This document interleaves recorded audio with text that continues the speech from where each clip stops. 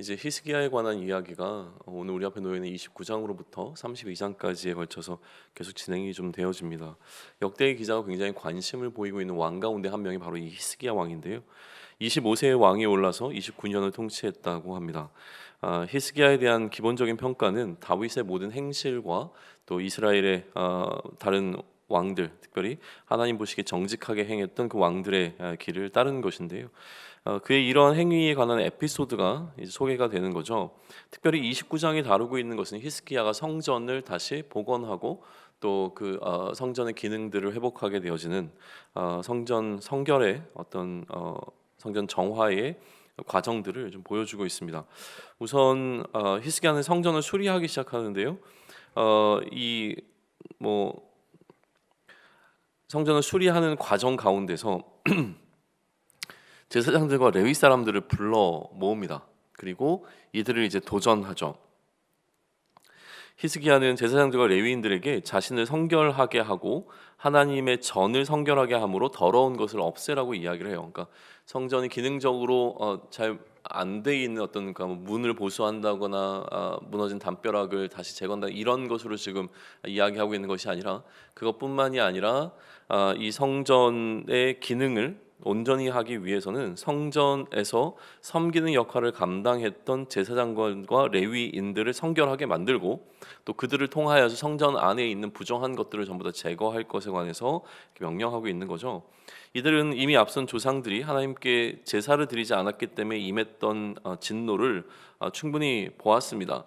그래서 히스기야는 이스라엘을 대표해서 하나님과 언약을 세워서 하나님의 이러한 진노를 떠나게 하고자 하는 의도를 좀 갖고 있었던 거예요. 그래서 이 히스기야는 제사장과 레위인들을 향해서 무엇이라고 이야기하냐면 게으르지 말라라고 지금 권면하고 있어요. 11절 보시죠. 내 아들들아 이제는 게으르지 말라. 여호와께서 이미 너희를 택하사 그 앞에 서서 수종들어 그를 섬기며 분양하게 하셨느니라라고 되어 있어요. 그러니까 너희가 맡은 사명을 감당함에 있어서 너희는 게으르면 안 된다라고 하는 지금 조언을 해주고 있는 것이죠. 이 게으름이 우리에게 주는 메시지는 너무나 선명합니다. 결국 우리도 하나님께로부터 사명을 받은 자인데 내가 게으른 것은 아닌가라고 하는 사실을 반드시 한번 돌아봤으면 좋겠고요. 또 어느 순간 내가 게을러지려고 할 때 나를 향한 메시지로 이 히스기야의 말을 좀 받으시면 좋겠습니다. 이러한 히스기야의 말에 반응하는 레위 사람들이 일어났어요. 그게 12절부터 14절인데요. 그래서 이 레위 사람들이 성전을 깨끗하게 하는 일을 시작하죠. 레위 사람들이 이러한 일을 시작하자 제사장들도 그 일에 동참하기 시작했다라고 합니다. 이렇게 성전을 깨끗하게 하는 일은 8일씩 두 번, 그러니까 16일에 걸쳐서 진행이 되어졌고요. 모든 것을 마치고 이제 히스기야에게 보고하죠. 히스기야는 일이 다 되었다는 이야기를 듣고 그 성읍에 그 예루살렘에 소위 얘기하는 이제 VIP들을 모아서 제사를 드리기 위해서 성전으로 나아갑니다. 그래서 히스기야는 이 제사를 드리는 과정을 통하여서 이전의 예배의 형식을 전부 다 이제 복원하기 시작합니다. 그 이전 왕 때까지 이 성전은 닫혀버렸고 거기서 제사가 드려지지 않았는데 그러다 보니까 다시 제사를 시작하면서 이전에 제사를 드렸던 모든 방식들을 다시 한번 복원하는 과정들을 거쳐가죠. 예전으로서의 예배를 드리게 되어지는데 담당하는 사람들과 또 정해진 순서 그리고 정해진 음악과 정해진 악기를 사용해서 이 하나님 앞에 제사를 드리게 되는 거예요. 처음에는 속죄제를 드렸다면 이 속죄제를 통하여서 그들 깨끗함을 입고 난 이후에는 감사제를 다시 한번 하나님께 드리게 됩니다. 그런데 이 감사제를 위하여서 이제 회중들에게 가져오라고 했던 이 제물이 뭐였는데 뭐 소랑 양만 이야기해도 몇백 마리, 몇천 마리가 되는 어마어마한 이 제물들이 이 감사제를 위해서 바쳐진 거예요. 제물은 엄청나게 많았는데 제사장은 부족했습니다. 그러다 보니까 이 제사장이 해야 되는 역할을 레위인들이 돕기 시작을 합니다. 여기서 굉장히 흥미로운 기록 하나가 나오는데 이 34절이에요. 그런데 제사장이 부족하여 그 모든 번제 짐승들의 가죽을 능히 벗기지 못하는 고로 그의 형제 레위 사람들이 그 일을 마치기까지 돕고 여기까지가 이제 하나죠. 그러니까 제사장들의 손이 부족해서 레위 사람들이 제사장의 역할을 도와서 감당했다는 거예요. 사실 레위인은 기본적으로 제사장을 돕는 역할이 그들의 사명입니다. 그런데 그 이후에 보시면 다른 제사장들이 성결하게 하기까지 기다렸으니 이는 레위 사람들의 성결하게 함이 제사장들보다 성심이 있었음이라라고 되어 있어요. 자, 이제 이 부분을 어떻게 해석할 것인가에 대해서 굉장히 많은 이견들이 존재를 합니다. 뭐 제사장들이 좀 무능했다라고 하는 것을 강조하기 위한 기록이다라고 보기도 해요. 또 다른 편에 있어서는 레위인들의 인권이 높아진 것이다. 단순히 제사장들의 수종을 드는 역할에서 이제는 제사장과 함께 정말로 성전을 섬기는 자로서의 그들의 위상이 달라진 것에 대해서 지금 강조하고 의도적으로 강조하고 있는 것이다. 뭐 이런 해석들이 가능한데요.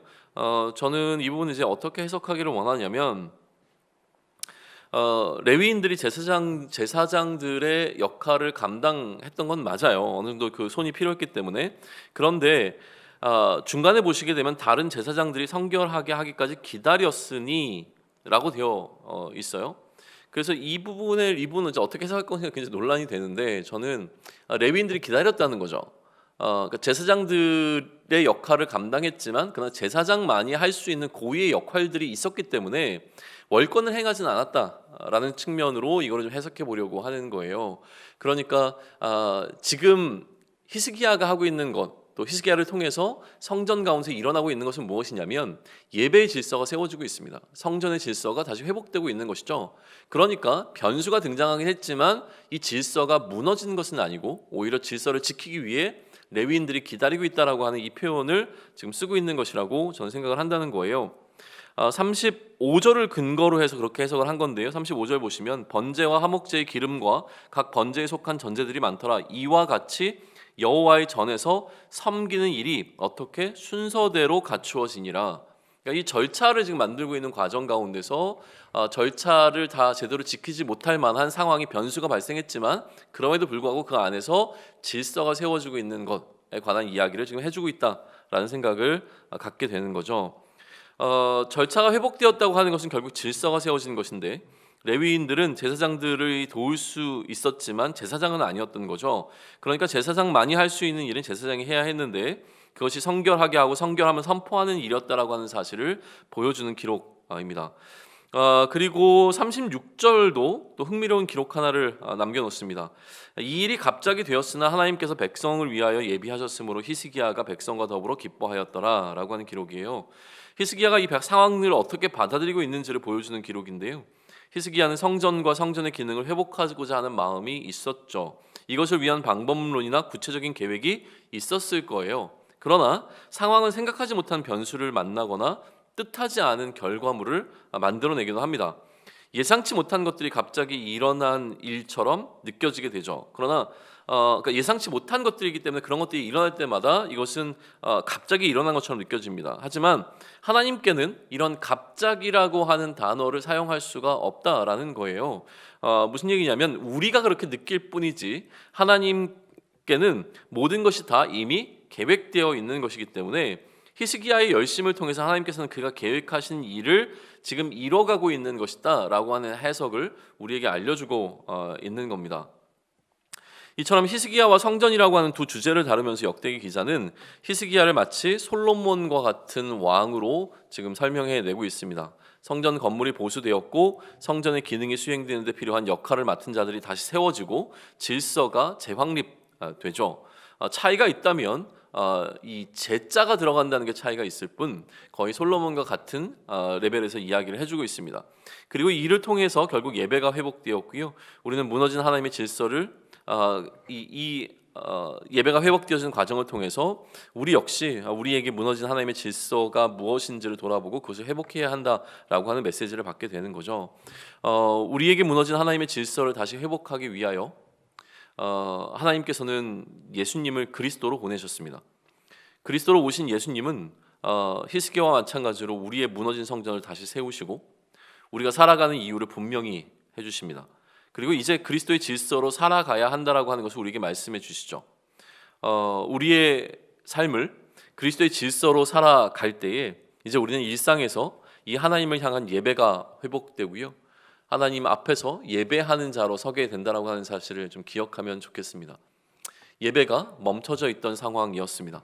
히스기야를 통해서 다시 한번 성전이 회복되어지고 그것에서 예배가 드려지는 장면을 우리는 마주하게 된 것이죠. 오늘 나의 삶에서 예배가 멈춰 있다면 다시금 그 예배를 회복할 수 있는 은혜가 우리 가운데 있기를 소망합니다.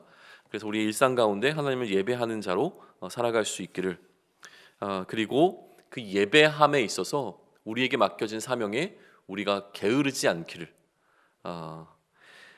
내 아들들아 이제는 게으르지 말라. 여호와께서 이미 너희를 택하사 그 앞에서 서서 수종들어 그를 섬기며 분향하게 하셨느니라 라고 하는 우리의 사명을 기억하며 우리의 사명 앞에 게으르지 않는 오늘을 보내기를 소망합니다.